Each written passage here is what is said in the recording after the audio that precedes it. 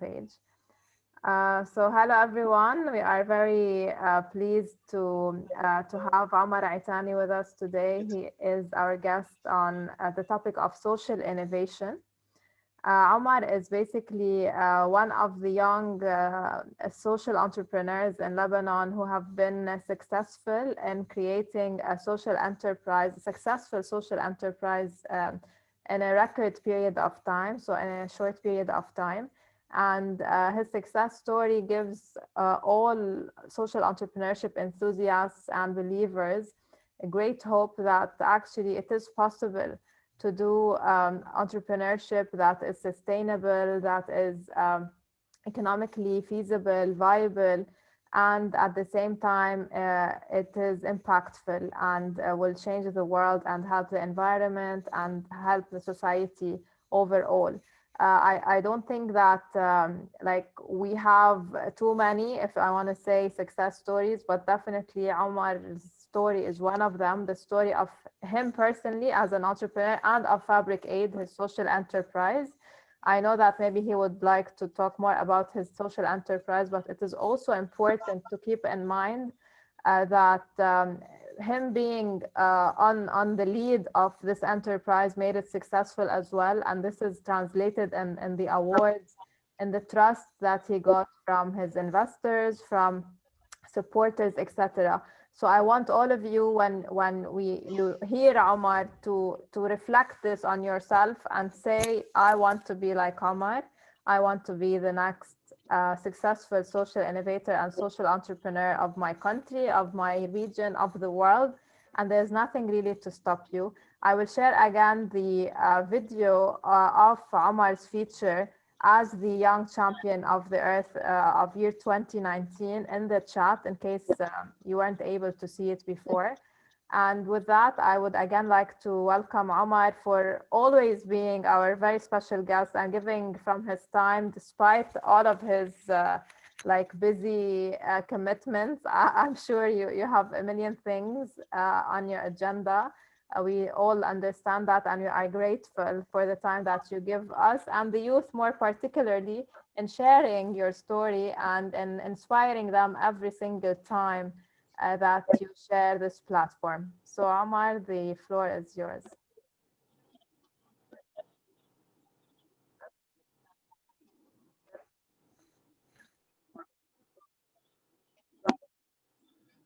Okay, thank you so very much for the invitation. It's an honor and a pleasure to be with you. Apologies, I'm speaking for the car, and usually my face doesn't look this big. It's exceptional because I'm speaking from the phone camera. I'm usually a normal human being. I'll tell you a bit about my experience about FabricAid, how we started the social enterprise, what we are planning to do now, what we are doing now, and hopefully what we will be doing in the future. I'll start here briefly. بس هيك to open I won't take a lot of time, بس to leave some time for the Q&A. Yes, but Omar, I want في to 2016 back in Omar, 2016 it was around Omar. Christmas Yeah, I just and want there to was a lot of say ads on TV. It was that we have some speakers who do not understand Arabic. So if Mike, we Mike. can just stick to English. So we have people from Africa, Spain, India, and other countries, in addition to Arabs and Lebanese in this program, which is a very beautiful, diverse group. Thank you.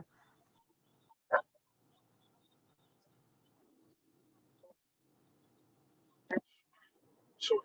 Okay. Uh, so back into the story. Back in 2016, during Christmas time, it was the peak of the refugee crisis in Lebanon, and there was a lot of ads about helping refugees and helping people in need. And I wanted to take like part of it, so I collected my clothes and I wanted to donate them. The Lebanese and the Arab culture in general, you donate your clothes to people in close proximity to you. So to somebody underprivileged from the family, or for a janitor, or for the driver, or somebody you know in the neighborhood. And this was my plan. I took my clothes and I gave them to the janitor. And just before leaving, I asked the janitor what does he exactly do and how does he benefit from my clothes, especially, and we have very different sizes. And I realized, he doesn't really benefit a lot from the clothes. he takes a small percentage of it, the things that can fit him, and the remaining he either throws it or he tries to give it to someone else. So the system didn't really make sense and it wasn't really working. So I decided like to make it take it properly and to put some effort. Well, if I want to do good and I want to donate my clothes, let me do it properly. Uh, so I collected some of my clothes and I went to a neighborhood just in front of my house. And I went to underprivileged houses, and it wasn't like very hard to know that they are underprivileged. They look like from the appearance of the houses, from the appearance of the neighborhood, that those people needed a hand of support. Uh, and I started asking, like, what do you exactly need? A t-shirt, a jeans, what cut, what color? And I tried to match the things they want with the things I have. And a bit by bit, the campaign started to grow. It wasn't even a campaign, it was me and a couple of friends. We started collecting more clothes, sorting them in my house, and donating them to people according to their exact needs. This started in December 2016, as I mentioned, and it continued to uh, January, February, March. We reached an extent to that people from different schools and universities were donating clothes to us. Our families, our friends, we were collecting huge amounts of clothes. Uh, and we were distributing to people in many areas. And it reached a level where it became a bit out of hand. Yani we didn't expect to have such a huge amount of clothes that we were receiving, and we felt, no, it's getting out of hand. And personally, I couldn't continue in the endeavor simply because the clothes were taking over my house. And my mom was, no, you either stay in the house or you keep the clothes. Yani. And I needed to stay somewhere. So I decided to take off the clothes and to donate them to one of the charities. Um, and this is where actually FabricAid started. We, I was really surprised to discover that the majority of charities in Lebanon, and this is not exclusive to Lebanon, it's the same case in many other countries, don't want to collect clothes because for them, clothes is a liability. There's the sorting cost, a collection cost, a distribution cost, a packaging cost, a cleaning cost, and it's quite a hurdle for them. And the ones that actually collect, they don't do the distribution process properly. So people receive the clothes in a bag, uh, and like each house would receive a sweater, a jeans, and a pants and a t-shirt. But we don't know if those people in this house are they like the states of clothing. This is exactly what they need. Does it fit what they want? So there wasn't a proper sorting and redistribution mechanism. So we decided to look into the issue more. And the more we looked into the issue and the more we studied it, we discovered that the numbers are insane. In Lebanon, before the crisis, and now after it, more than 3 million people can't afford decent clothing. At the same time, in the same country, we have 7 million people who have clothes that they are willing to donate, yet, exactly like me, they couldn't find an appropriate system that can deliver their clothing to those in need. So I didn't really want to start the social enterprise at the time, and I didn't know what a social enterprise was. So I decided to try to create a business plan. I was studying industrial engineering, I was still in university. So I thought, like, the only thing that I can contribute in is to create a business plan. That's what I'm studying, and that's what I would like to. Uh, that's maybe how I can contribute, and maybe I can give this business plan to one of the NGOs in the country, and hopefully they will implement it, and we would solve this problem. When I started studying this business plan and creating this business plan, it was quite clear that it's not a side activity that an NGO or an organization can do. Like you cannot distribute food and do clothes on the side. Clothing is such an intricate and a complicated uh, business operation that requires an organization with immense capital, resources, and focus. When it was clear that no NGO can handle it, and we need to create an organization from zero that is specialized in cloth collection and redistribution, I decided to give it a shot. And I was quite lucky at the time. There was a UNICEF-backed incubator in Lebanon. I applied, we got accepted, uh, and the idea was to collect secondhand clothes from affluent communities and to redistribute to marginalized communities at extremely affordable prices. we got accepted into the accelerator, and that's how FabricAid started. This was basically in 2017. Today, FabricAid has around 35 employees. We are the biggest collector and redistributor of secondhand clothing in the region. What we do is still fairly simple. We collect secondhand clothes from schools, universities, businesses. We have more than 100 clothing collection bins distributed all over the country. We take this cloth, we sort it, we clean it, and we sell around 78% of the clothes we collect at extremely affordable prices through shops that we establish in marginalized communities, marginalized neighborhoods. And in those shops, the most important aspect of FabricAid is dignified shopping experience. People come into the shops, everything is hanged, neat displayed, there's price tags, fitting rooms, personalized advice. People choose whatever they want at prices that they can afford without feeling that somebody is doing charity for them. Uh, and the prices, by saying extremely affordable, I really mean it extremely affordable. Prices range between zero point 0.1 and $0.4 per item. The average price per item is $0.2. And thankfully, this model has been incredibly successful. We have 4 stores, and we are planning to open even more stores. Uh, we've reached more than 31,000 beneficiaries through those stores, and we've distributed more than 157,000 clothing items in the past period of time. And but since we are selling the clothes at extremely affordable prices at $0.2, we cannot sustain the organization this way. And still, no matter how low the prices are, there's a certain type of clothing that we cannot distribute in those shops. I'm talking about the signature items, the boho designs, the African prints, a bit like revealing items, short skirts. Those items are not desired by the marginalized communities that we usually serve. And marginalized communities tend to dress a bit conservatively. Um, so we usually can sell those items in our branches, and we sell them through another concept called Second Base. In Second Base, it's a vintage store. It's one of the most famous vintage stores in Lebanon, and it has both an offline and an online component. We sell items, we sell around 6% of what we collect at Second Base for prices ranging between uh, $30 to around $200. And those items are sold to more affluent communities, middle class and above communities, and the entire revenues generated by Second Base are reinvested back in FabricAid. And finally, the remaining 16% of the clothes we collect is clothes unfit to be redistributed. It's basically in a bad condition, it cannot be reused, it's stained, it's damaged. Such type of clothing is either upcycled through our upcycling brand named Remade. We create new clothing out of old clothing, and we establish fashion exhibitions in Lebanon and outside of Lebanon to market and sell those products, or we shred them and we make them into very small fabrics, and we use those fabrics in creating furniture, cushions. We're currently embarking on a project where we are making boards made of 100% recycled textile, and those boards can be used internally. Very similar to the gypsum board. It's like internal walls made of 100% recycled fabric and textile. And that's basically what FabricAid is all about.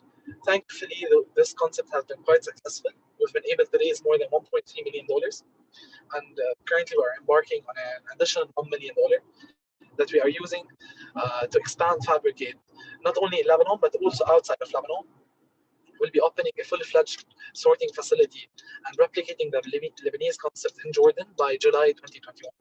And we are also expanding our e-commerce platform, the Second Base platform, into other countries to include several Gulf countries, in particular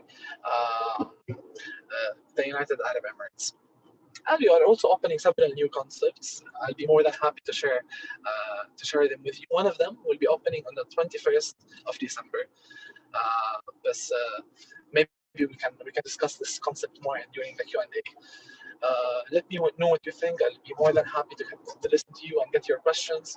And I didn't want to explain more what FabricAid is about. I wanted to listen more to your feedback and to your questions, and we can drive the conversation from there.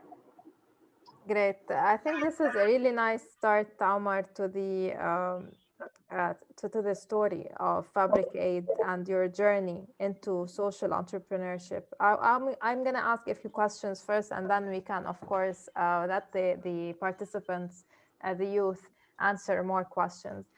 So yesterday we were talking about social innovation, and I want to ask you in your own words, in your own, thoughts, where do you see the social innovation in FabricAid? Like to be quite honest, I don't really think our model is quite innovative. It's quite simple. The innovation, in my experience, I don't think innovation should be something outside of the work. It doesn't need to be always innovating and like creating the wheel and doing things that nobody have thought about. If you go back and reflect on what FabricAid is doing, it's quite simple. Uh, we collect secondhand clothes, we sort it, we clean it, and then we redistribute it. Very simple. So it's a We do it in a process sustainable manner. innovation, Omar, And for me, maybe. this is not my definition of innovation is doing things that simply people didn't do, no matter how simple they are, and no matter how uninnovative they seem.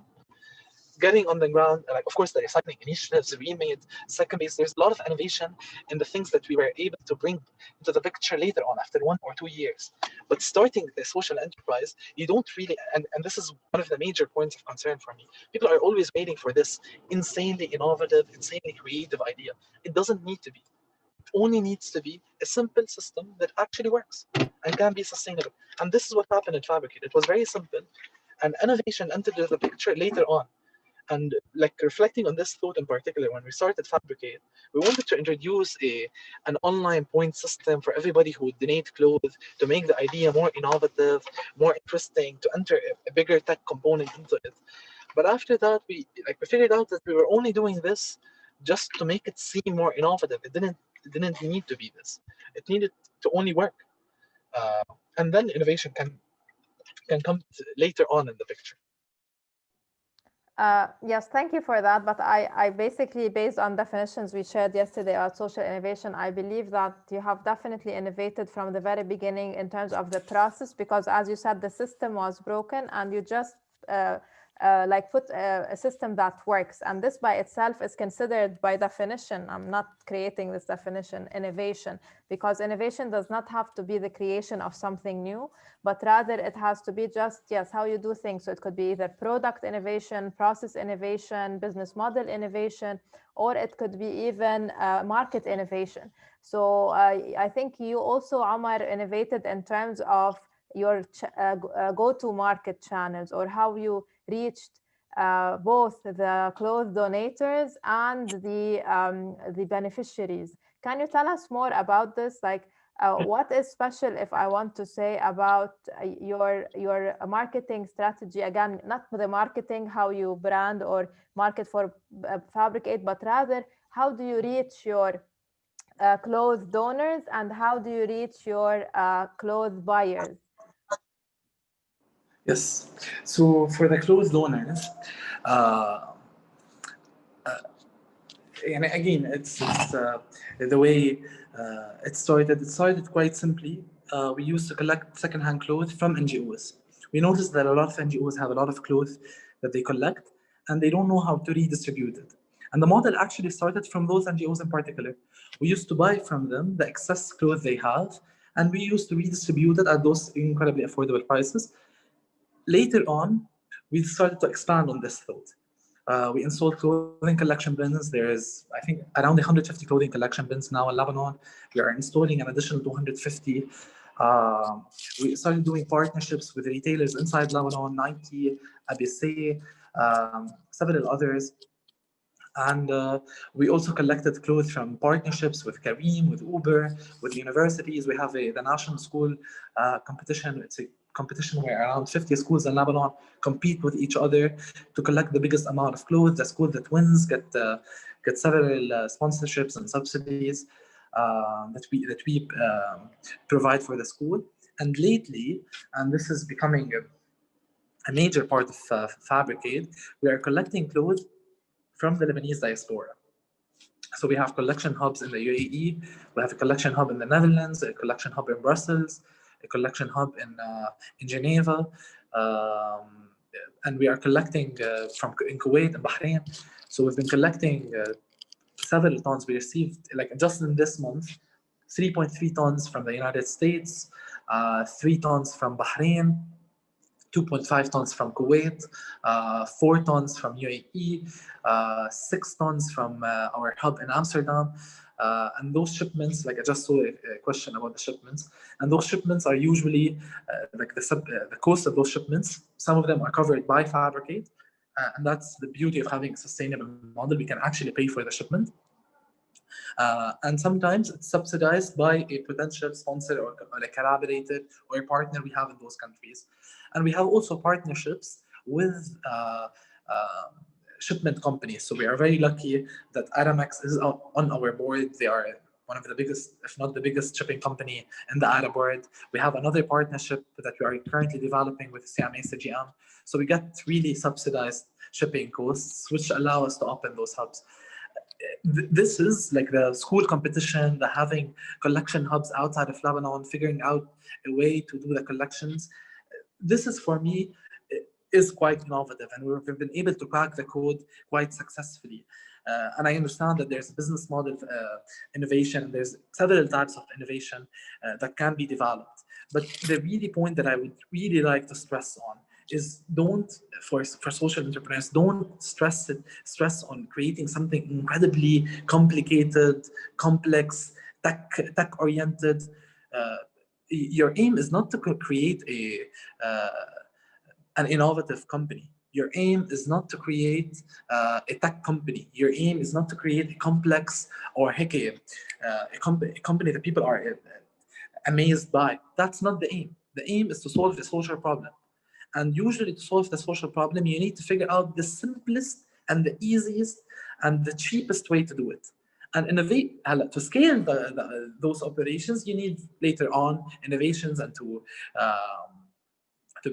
learn how to become flexible, to adapt to all the changes and all the things that are happening in our earth, the pandemic, the financial crisis, and all of those situations. You need to adapt, you need some innovation into that.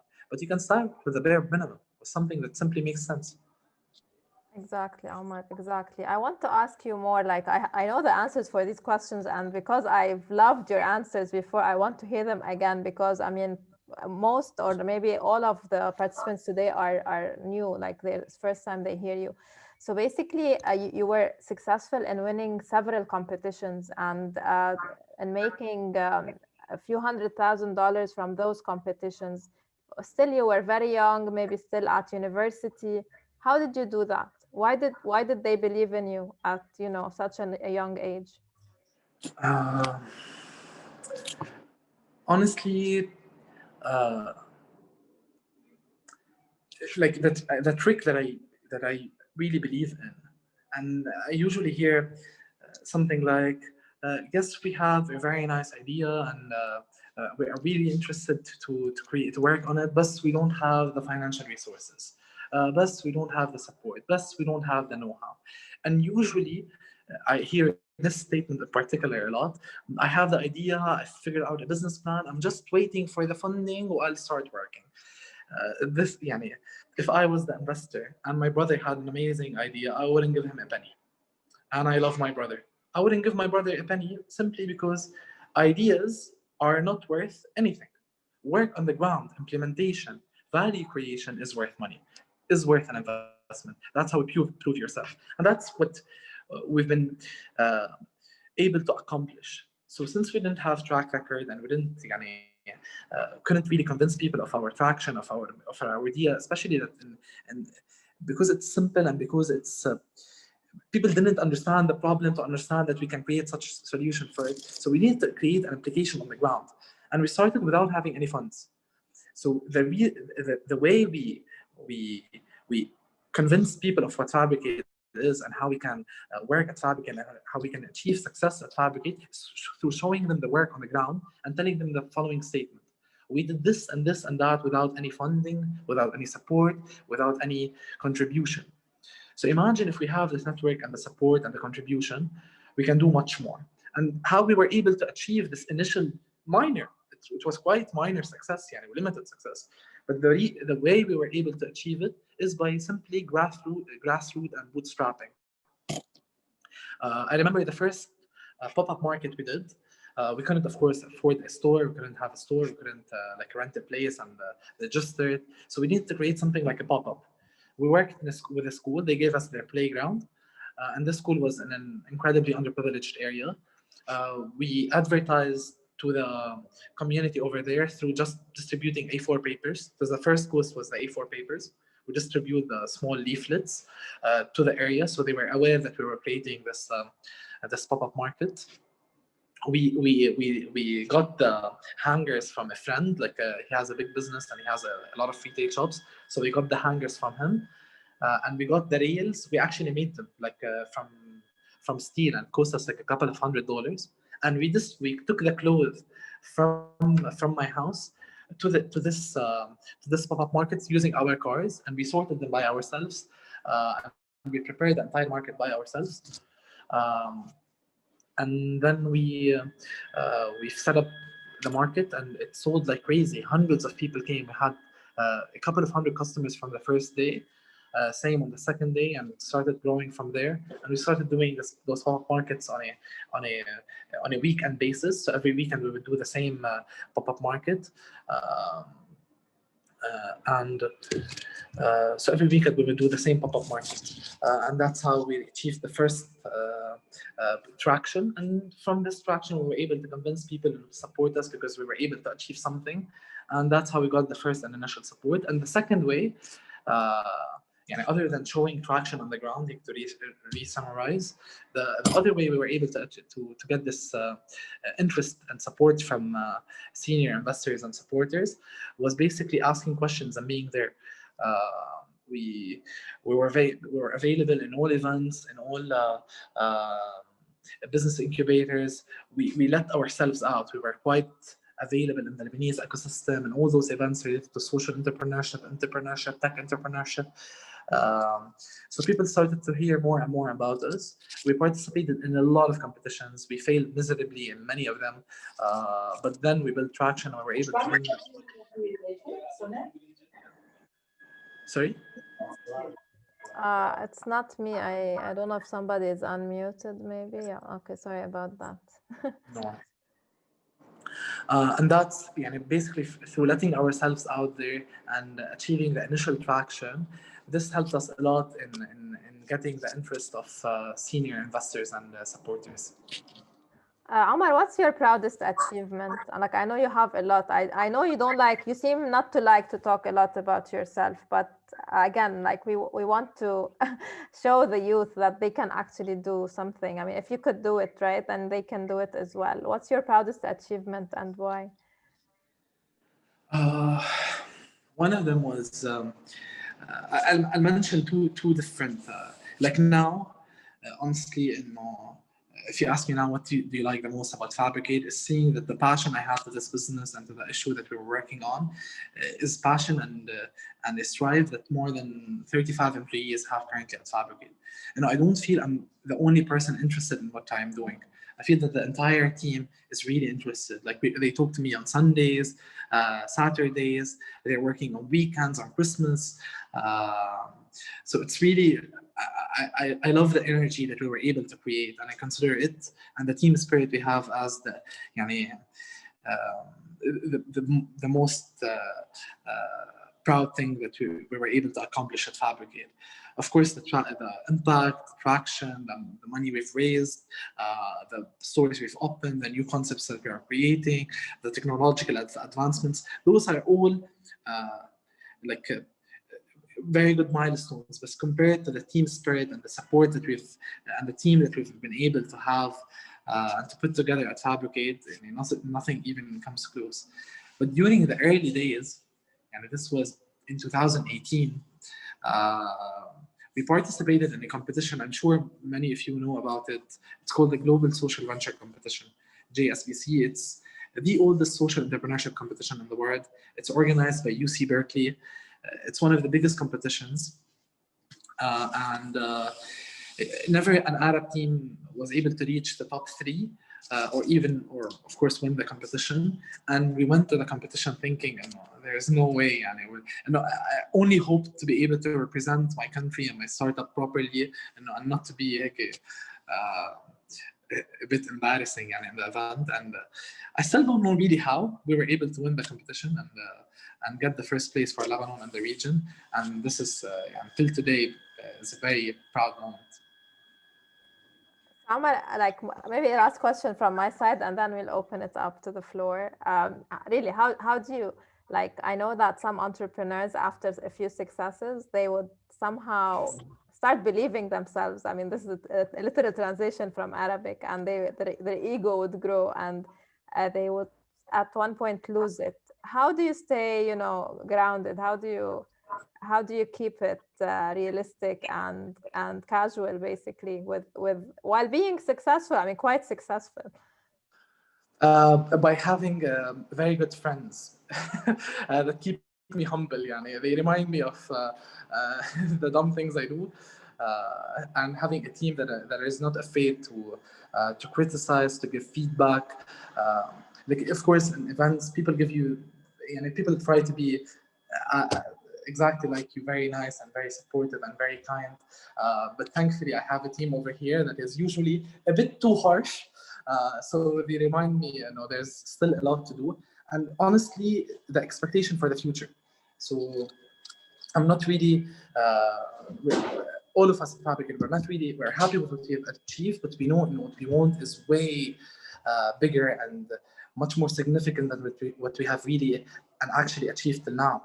And this keeps us on our toes, and we cannot be cocky and like, okay, have a lot of ego in the first step. Like, we still think there's a long way ahead of us, and there's so much to do. And if we get excited early on, we'll be very busy with this excitement and very busy with what have been achieved, and maybe we'll lose focus on what we can potentially achieve in the future. Awesome, thank you. So guys, now it's time for you to ask your questions. I would like you to raise your hand, so it just keeps things a bit organized, and you can of course unmute yourself and ask your question directly to Omar. So who would like to start? I've been seeing some really nice interaction in the chat. If you do not wish to speak up, you can also type in the chat, but we would like to hear your voice as well. So who would like to go first?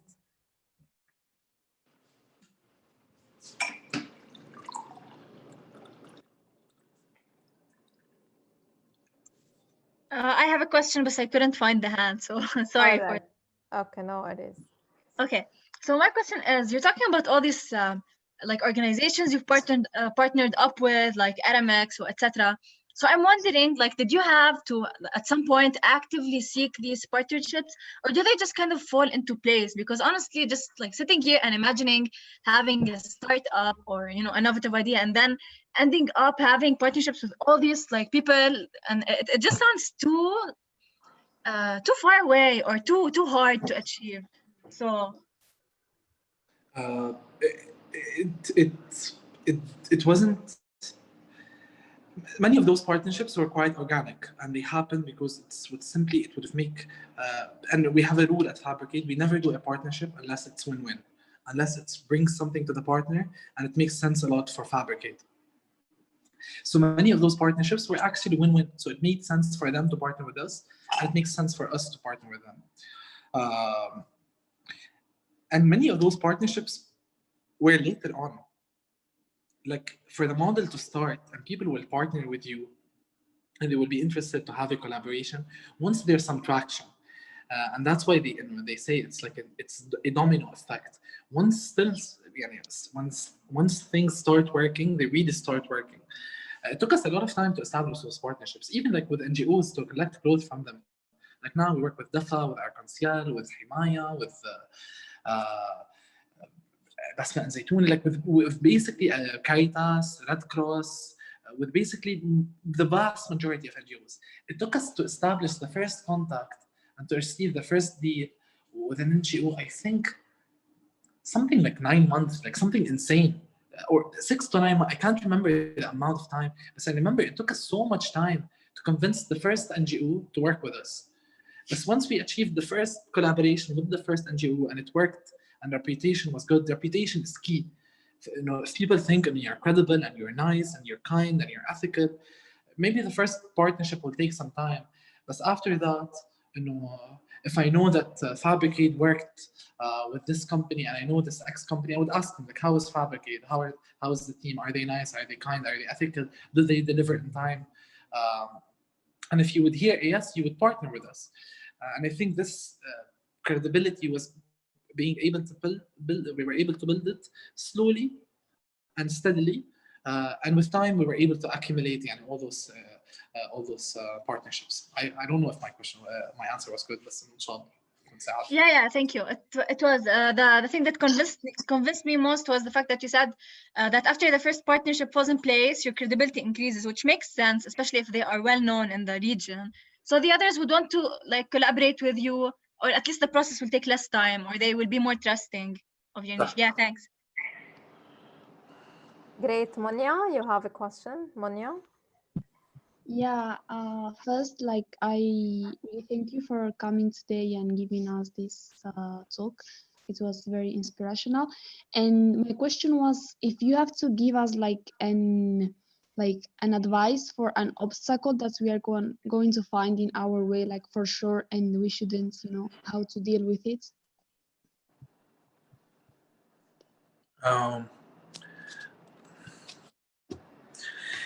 It really depends on the stage of the startup. I won't go deep in any of them, but I'll give you a small advice based on my experience. Again, I'm 25 years old. Nothing from what I'm going to say makes sense, but at least from my experience, I can tell you that on the initial and the first stage, once you are still creating the startup, the thing you need to focus on the most is to get the initial traction. Start working on the ground. Try to have as little planning as possible. Start implementing. Try to do the first product as fast as possible. And from there, you can build on the ground. So the key to establish the startup or the startup idea or the social enterprise is to start as fast as possible.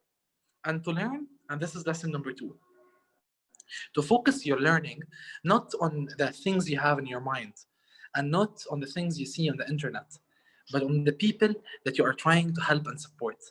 Those are the base of most of the information you are looking for. Those are the people suffering from the problem. So those are the people who know the most about the problem and who can help you to create the solution. So those are in the initial phases. Once you have some sort of a business or some sort of a model, and those sometimes come in parallel, it's very important to make sure, and even if you don't have a startup, I think this helps a lot. Make sure you are the dumbest person in the room. Don't be in a room where you are the smartest one. Make sure whenever you are in your group of friends, the work environment you work in, the type of places you go to, make sure you are with people who know more than you, or at least who know things you don't know. They hold a different perspective. It's very important to put yourselves in a circle of people that inspire you and people that you can learn from. We are an average of the people we see, and we are an average of the people we spend the most time with. So this helps a lot. It really does. The more inspiring and interesting and active is the most important verb. The more active the people you are around, the more active you will be. This comes at a later stage. And ask questions. Feel free. If people are going to judge you because you said something stupid or something that didn't make sense or something that just doesn't add up, then there's something wrong with those people. As a young entrepreneur, your ideas need to not make any sense. Your ideas, you build sense once you start working on the ground, but you cannot figure out everything from day one. You'll have a lot of issues and holes in your startup and in your idea. And it's very important to listen to people's advice, to listen to people's feedback, and not to love your solution. You should hate the solution that you're creating. You should love the problem. You should be very interested in it. You should be eager to solve it. But the solution or the product that you are creating, this product should be your enemy. because you need to listen to criticism against it, and you need to develop it. You see it a lot in entrepreneurship, that startup founders are like, they become very protective of their startup and their product and their service that they are providing, and in a sense where they don't accept criticism. And it's understandable, because your startup and your product, it's your baby, you've been working on this for quite some time. It's very harsh for somebody to come and tell you, no, this doesn't work, and you've been working on this for quite some time. It hurts, but it should hurt, and it's normal, and it should happen, and you should accept it, and you should take those criticism and try to do something valuable out of them. I think this is wonderful, Omar. And just to follow up on this very point, I remember one time you came as a speaker to one of our programs called IoT for Good at the Beirut Digital District, and you explained to the students the process by which the second-hand retailers, they import their clothes. And I remember that they were fascinated. So can you tell us a bit more, how did you do this research? Like, what does it take to truly understand processes which are not documented anywhere? So if I do Google research, I will not know how the Lebanese second-hand shops, they get their clothes, how they deal with them, etc. Sure.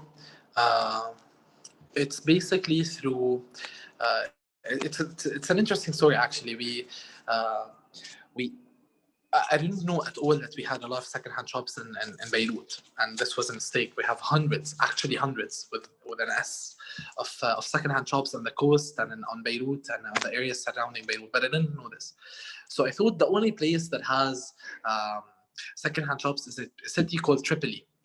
So I decided to go there, and I had a lot of clothes, and I went to one of those shops, and we established a deal with the guy. We said to him, look, we have our own clothes, and we wanted to sell them in your store.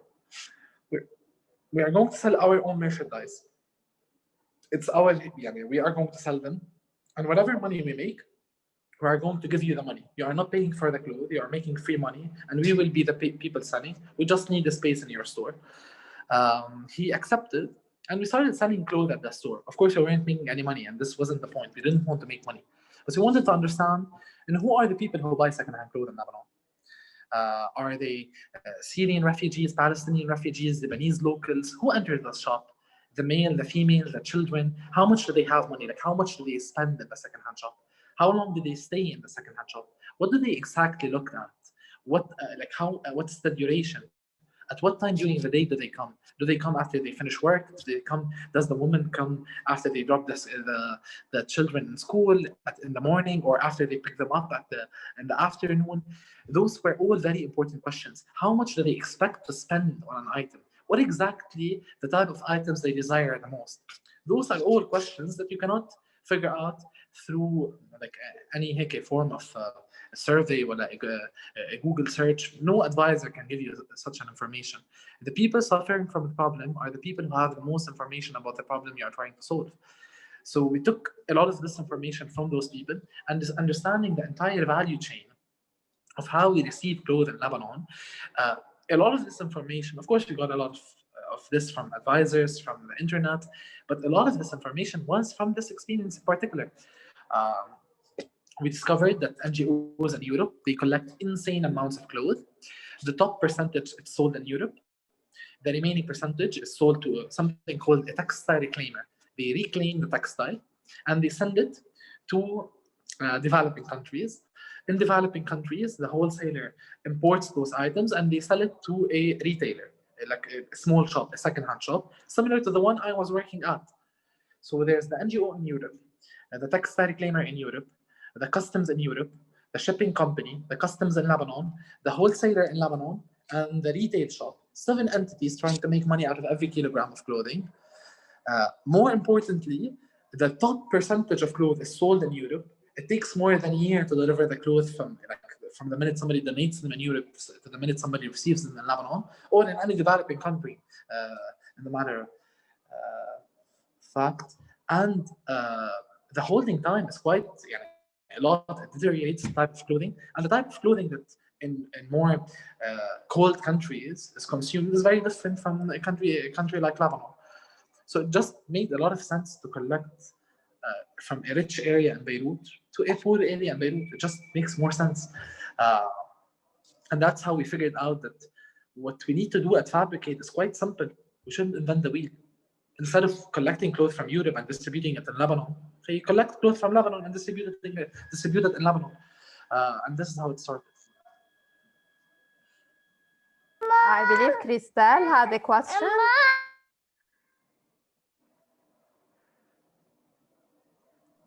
Hello, everyone. Yes, I have a little question. Thank you, first of all, for your innovative idea. I want to ask that your idea just pops out, or you were obsessed with creating something or being new? So honestly, I didn't have the idea. I mean, the idea wasn't the point of concern. The most important aspect was, there's this problem of people cannot afford clothing in Lebanon, and a lot of people have clothes that they are willing to donate. So how can we make the system work? And a bit by a bit, the solution came into realization. It took a lot of time, but it was never, okay, yalla, we figured out the idea, let's start working on it. It wasn't the case. What really happened is a small and incremental step by step toward achieving the product and the service we have today. Oh, great! Because I'm very obsessed with creating something new. And when, for example, when I am cutting a watermelon, I don't want to throw it away. So what to do with it and creating something new with it. So I'm just asking if you were in there or not. Thank you.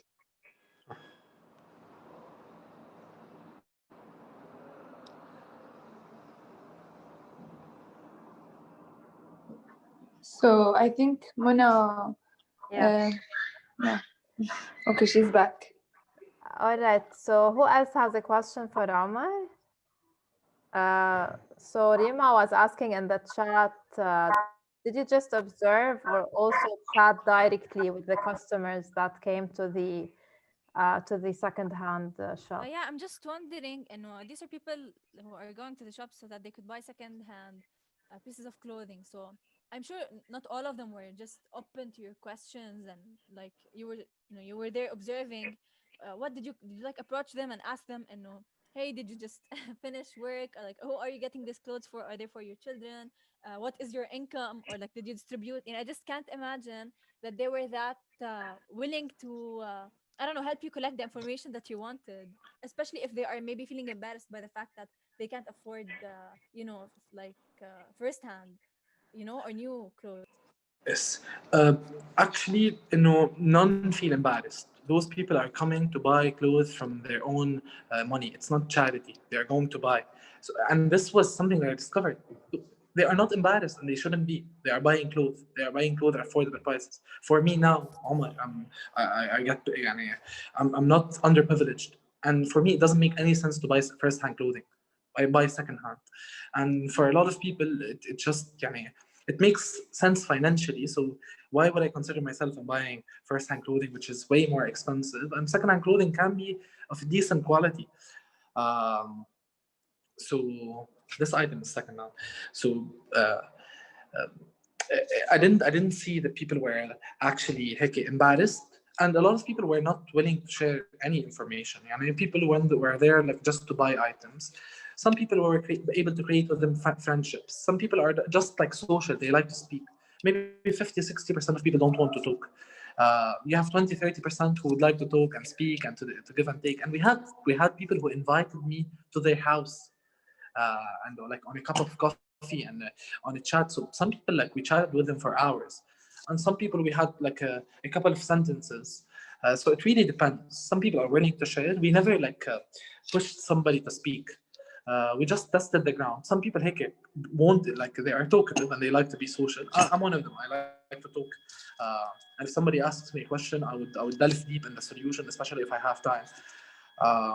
So just by يعني هيك implanting ourselves in the neighborhood, we were able to get a lot of information. Some of information that was directed to us, and some information that we simply heard from other secondhand shops. So Omar, we didn't talk about like the for-profit or not for-profit model, and based on like what did you decide which one you want to choose for FabricAid? Sure.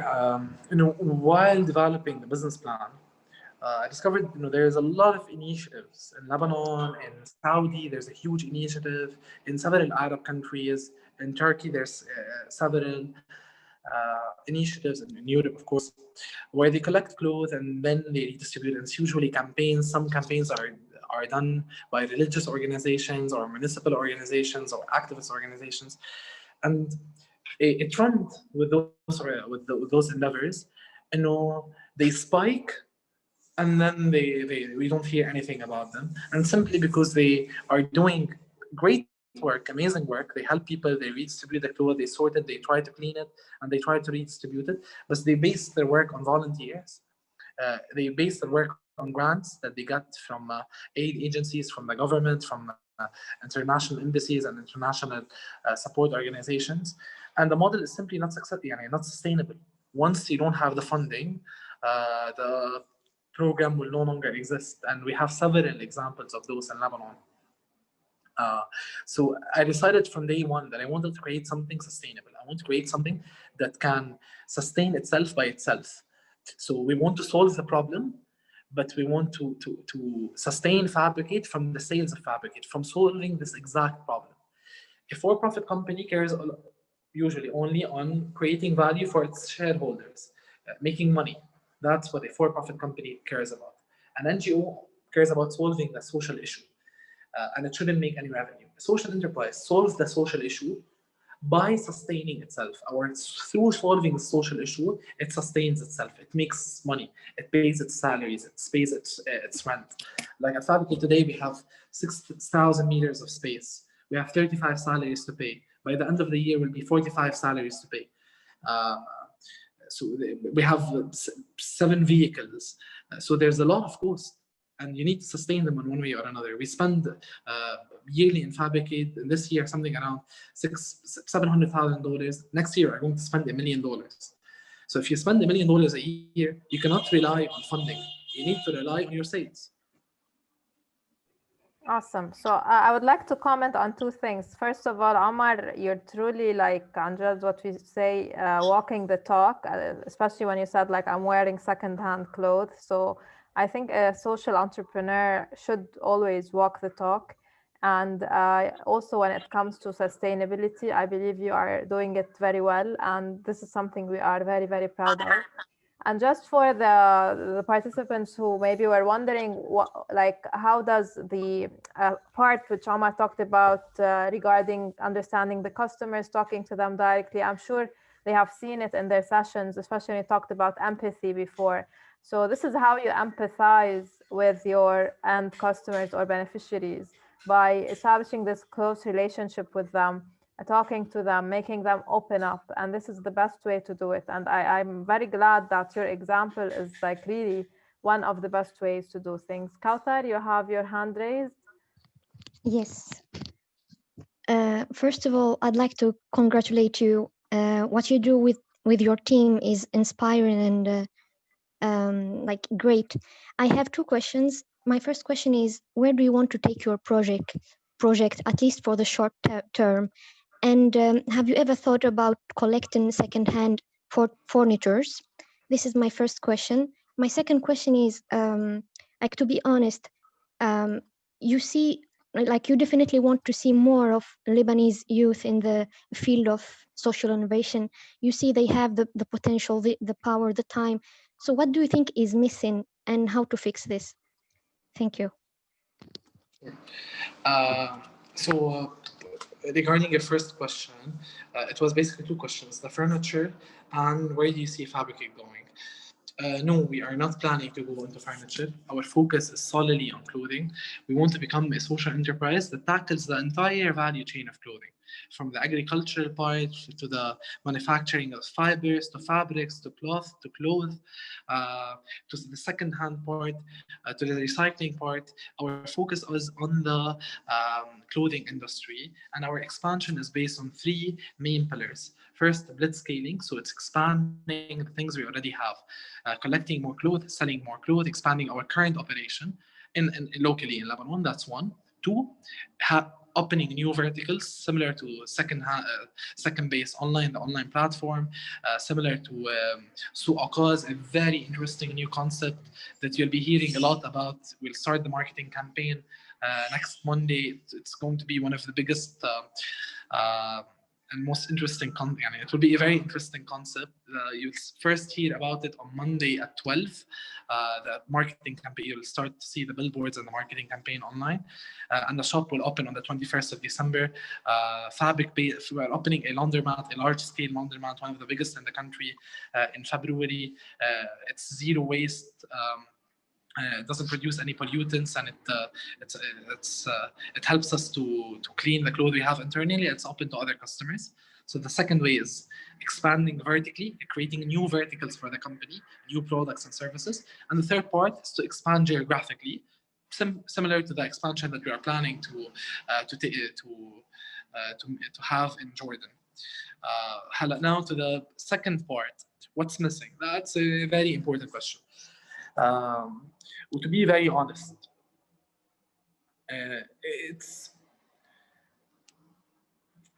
it's not a walk in the park. You really need to be interested in that.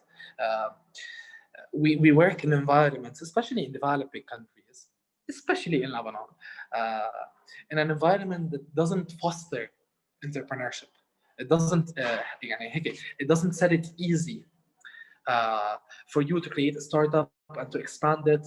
Trust me, it's not we enjoy it. I really, really enjoy it. But I know very well, no, it's not a pleasant and a walk in the park. So it's tough. And that's the reason why you don't see it a lot. And the second reason is that people are demotivated because they see corruption, they see failure, they see everything that is happening in the country, everything that's happening around us, and they feel demotivated. What's missing is of course, it's not only a mindset. I don't want to be very wishful and hopeful. There's a lot of infrastructural changes that need to happen in the country, but one of the major ones is a mindset change. We need to see in those problems we have as opportunities for success. Okay, those problems, tell me if my logic is wrong or not. Those problems are causing people to suffer. People are suffering from those problems. When you suffer, what do you want? You want somebody to help you to stop suffering. And if somebody helps you to cease the suffering, you want to compensate this person. You'll be interested to compensate this person or this company. So in each and every problem we have in society today, each and every problem, the people are suffering from. And problems should be something that causes people to suffer. It shouldn't be something simple. So those problems are potential opportunities for success. And looking at those problems as potentials for work, potentials to grow, potentials to create sustainable companies, potentials to bring change in society can be a really game changer. Because I know from what happens at FabricAid, we sometimes hear about a problem and an issue. You see team members at FabricAid excited, okay, how can we solve it? And they got the paper and the pen, what can we do, how we can contribute, what can we do at FabricAid to help in this? And I see people from outside of the company, more in society, and you see a complete different approach. They listen to the problem and they are it's one more additional problem, one thing that will hold us down, one thing that will make us more depressed. That's a huge issue. Great. Rima, you have a question? Rima Schmidt? Yeah, okay. So my first question is, with everything that's happening with the currency in Lebanon, did you start selling your products in Lebanese liras instead of dollars? Because now dollars equate to obviously a larger number of Lebanese liras. And if not, if you're still selling, if you're still using the same and you still have the same price going on, then aren't people discouraged, or like the customers who used to buy the clothes previously?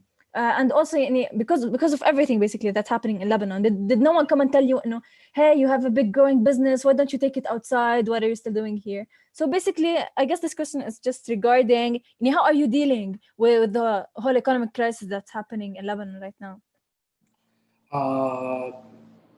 So we didn't increase the prices at all to any of the 78% of the clothes we sell. The clothes that we sell to extremely underprivileged communities, we didn't increase the prices. The prices were 500 Lebanese lira to 3,000 Lebanese lira. They are still 500 Lebanese lira to 3,000 Lebanese lira. How were we able to continue pay our salaries and our rent and expand the company, provided that 78% of the clothes, the value of money we make from 78% of what we sell has deteriorated 5 times due to the financial collapse, is through, now it comes innovation.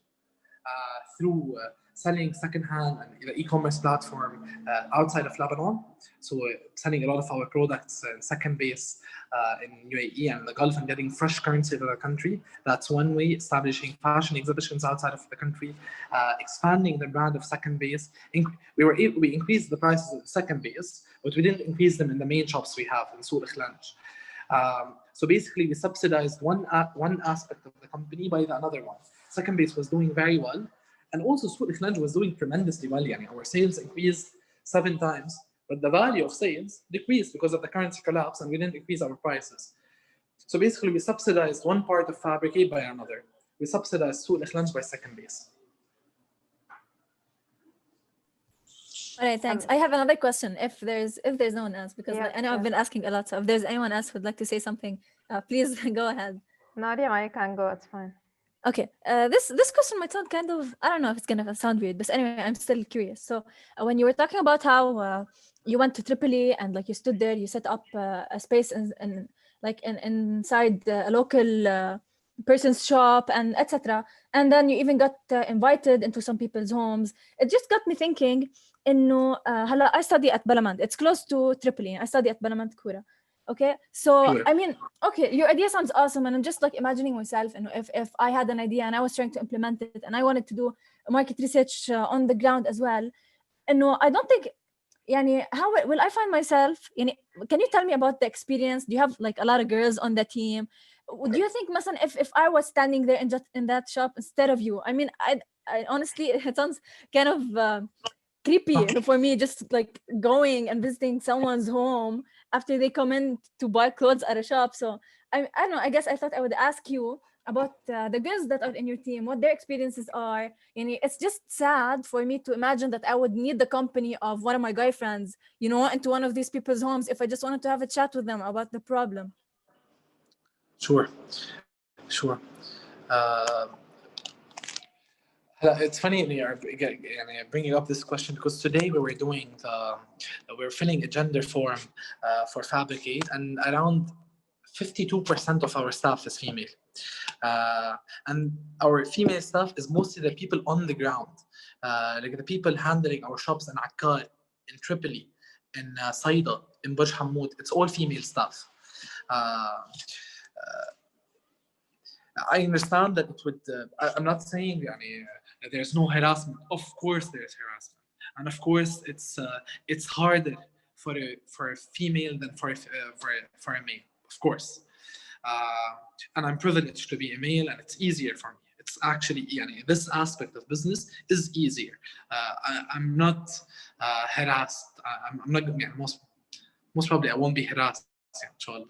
I won't be harassed, or nobody is going to. I won't be physically overwhelmed. I'm not afraid to be in a street that I in the dark with nobody that I know. I know that I can defend myself physically. Maybe I don't, but I feel that I'm simply not afraid. And I know this is not the case for many people in the team. I know they feel that they can be physically overwhelmed. Some of the team members have black belts, so I can be physically overwhelmed by them. But if it's not the case, then of course it's a concern that I understand. But there's always ways around it. And it's I don't want it. I don't want it for me to be a guy saying this.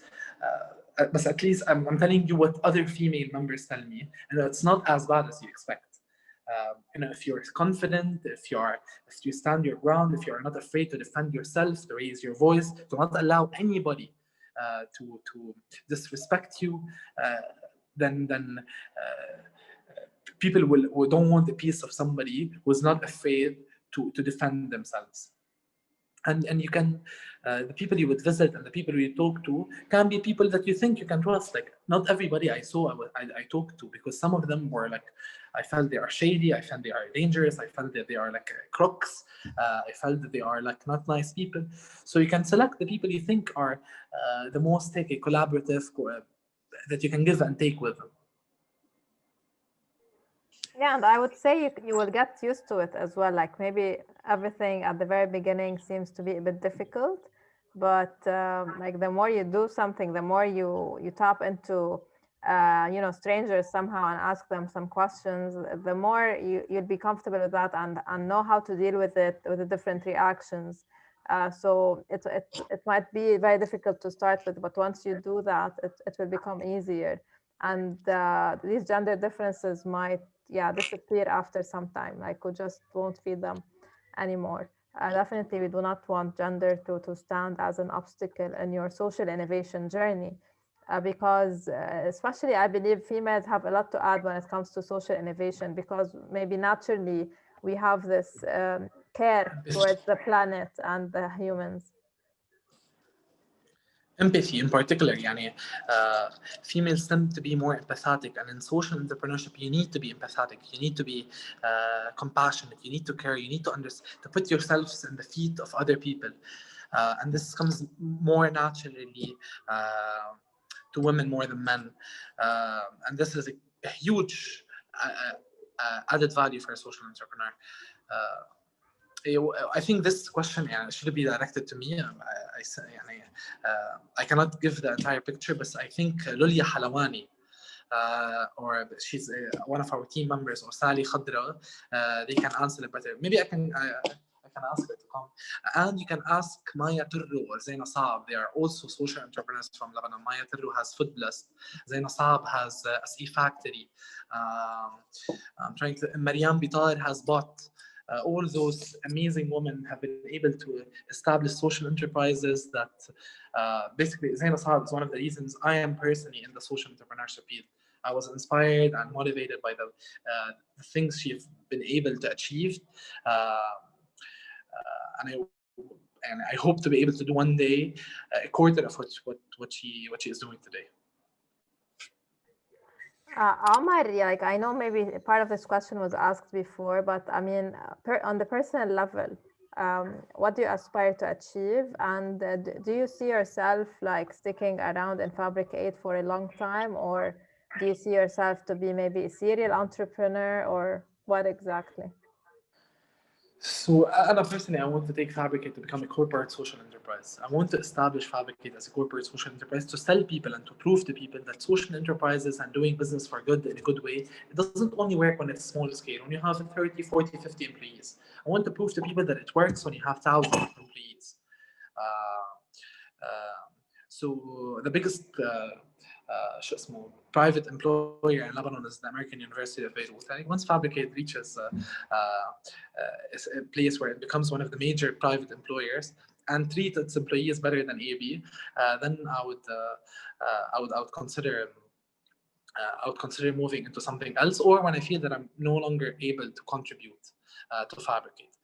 And maybe somebody else can do it better than me. Till now, I feel I'm doing well. And the minute I feel that I'm a liability to this company, I'll happily withdraw or do another route. But obviously, and from here till the day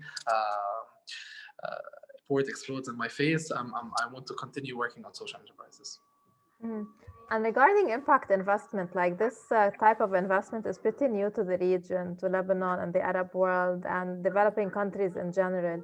How are you successful to raise impact investment? And a bit of tips for them is, what do impact investors get out of the business if it is, as you said, like not for profit? So impact investment is still هيك an up-and-coming field in Lebanon. Not a lot of people, not a lot of organizations are involved in it. The vast majority of the population doesn't know what a social enterprise is. A lot of venture capitals are more invested in tech companies. It's still up-and-coming, but there is a quite interesting movement in this field, especially from players like Al-Fanar. I would invite everybody of you guys to check what Al-Fanar and the amazing work that Al-Fanar does and the support they give to social enterprises. We've received more than $150,000 from Al-Fanar, and we're receiving another batch of investment from them. There's amazing angel investors. Asmahan Hussein is one of them who invests in social enterprises. There's several Marina Zal in Jordan. She's a very famous social investor. Fadi Ghandour in UAE is a very famous social investor. There's a lot of names who are becoming more and more involved in impact investment. Ashoka is a huge organization. They have a huge branch in Egypt. I think they have a big presence in Turkey too. So those organizations have been supporting social enterprises. Bergetech in Lebanon also supports social enterprises a lot. Al-City at a certain point, the French Institute. There's a lot of social supporters. It's still an up-and-coming field, but I think we're heading in the right direction, inshallah. Yeah, and what do they get out of it? Yeah, is it just for the sake of impact? Or do they get their money back at one point, or do they get their money like multiplied, I don't know, by a few X's, or how does it go? It really depends on the impact fund. So Al-Fanar is currently launching an impact fund. Verdis Investment Fund. Verdis invested in us. They are on our board. Yani if they know, no, I didn't mention their names. You can expect me to resign very soon. Don't tell them. They are one of the best impact investors in the country. And they've invested in FabricAid $140,000. Dayan Fadel, the founder of ABC and of Verdis Investment Fund, is on the board of FabricAid. Dayan Fadel gets an equity. She owns part of FabricAid, and one day she can sell this part for a bigger amount of money. One investor invested $20,000 in FabricAid. Today, his share is worth $50,000. If she kept the money in the bank, it would have been worth less than $10,000. So because of the financial situation in Lebanon, and even if it wasn't because of the financial situation in Lebanon, a normal interest rate of 3 or 4% compounded rate annually would lead to, in 2 years, $24,000. She made $50,000. So she 2.5 times her money. And now she can sell those shares, and we know an investor who wants to buy the shares from her for $50,000. So that's how they make money. Other type of social investors, they only invest for impact. They don't take any equity. They are NGOs. Their goal is to enable social enterprises to reach a bigger level of success. Like Al-Fanar, right? Like Al-Fanar. But Al-Fanar also, they are planning to launch an impact fund in particular, hopefully in the future. Great. So we urge everybody to really look these up, immerse yourself in this ecosystem, try to understand in your own country. I mean, of course, not everybody is Lebanese here. In your own country, what's going on? What are some impact funds or main players in the social impact ecosystem more specifically? And I saw somebody saying, let's hope, yeah, Rima, we don't experience any more explosions. I know that FabricAid and Second Base more particularly was severely impacted by the Beirut explosion. Did you also take it as an opportunity to rebuild and to rise again, or how did you take that?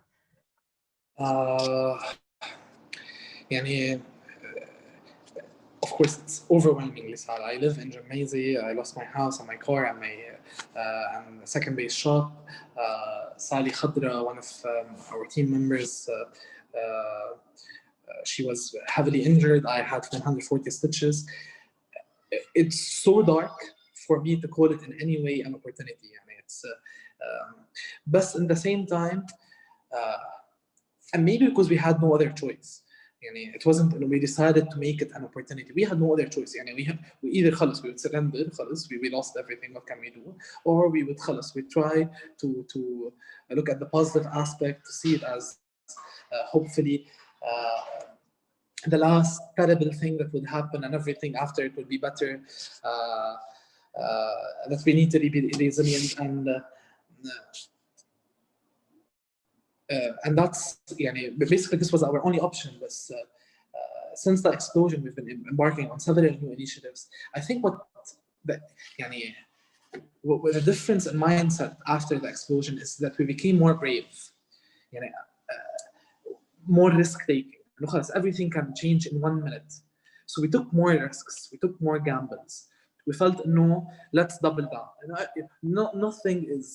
Nobody thought the port of Beirut and a quarter of Beirut would explode in 1 day. Nobody thought of that. So really, whatever planning you have, it can change in a second. So we decided to become more brave. We decided to have a more aggressive approach, which also helped in FabricAid expanding faster and elevating the expansion rate of FabricAid. And honestly, another thing that happened after the explosion, again, I cannot say that it's something positive, but I'm trying maybe to only focus on the positive. We still have people in the team, every time they hear a noise, they are afraid and they think it's an explosion. And of course, there's this side, but I don't want to talk about it. I want to talk about the good parts. Is that we felt, after we saw the government didn't make anything and the municipality failed miserably, what we saw with the failure of major religious, governmental and municipal organizations that usually we were supposed to be protecting us, and they failed us miserably. We felt that we are really valuable. That maybe the most important thing in life is to feel that your presence can contribute to something. And after this explosion, we felt really we are needed. And in Arabic we say ما لنا غير بعض. We cannot expect anybody. We are left by ourselves, and we can't expect anything from anybody. If it's not for us, nobody will leave it. We didn't see ministers and prime ministers and presidents sitting in the streets of Jamaica and Mar Mikhail and trying to rebuild the city. It was youth, 16, 17, 18, 19, 20, very young people going in the streets, trying to help, trying to support. The tents that NGOs have sent, the activist initiatives, none of them were like by big bankers and big shots. It was by you and me and the gardener and the guy who has a small shop and the barber and those people that we see every day in society.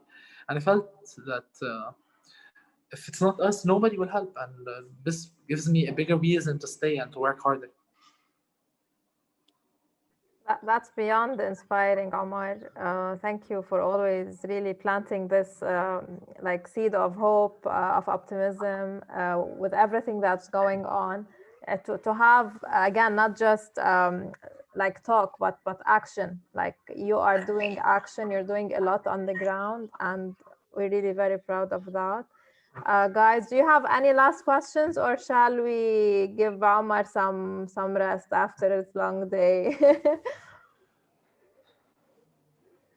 All right, so I believe that's it. Thank you so much, Omar. Again, I'm sure that the participants are like beyond inspired and empowered as well. It's always a pleasure to have you, and a great additional value for you to be with us in our program. Thank you so much.